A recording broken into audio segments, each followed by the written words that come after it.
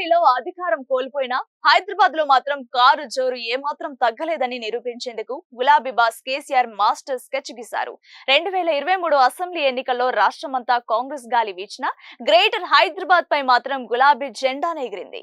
మొత్తం 24 స్థానాలకు గాను ఏకంగా 15 చోట్ల బీఆర్ఎస్ క్లీన్ స్వీప్ చేసింది. ఉప ఎన్నికల ప్రభావం దానం నాగేందర్ లాంటి వాళ్ళు జంప్ అయినా ఇప్పటికీ గ్రేటర్ లో 12 మంది ఎమ్మెల్యేలతో బీఆర్ఎస్ దే పైచేయి.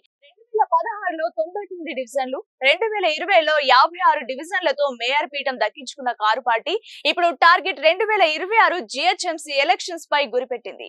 ఎన్నికలు ఎప్పుడు వచ్చినా సై అంటే సై అనేలా పార్టీ శ్రేణులను అలర్ట్ చేశారు కేసీఆర్.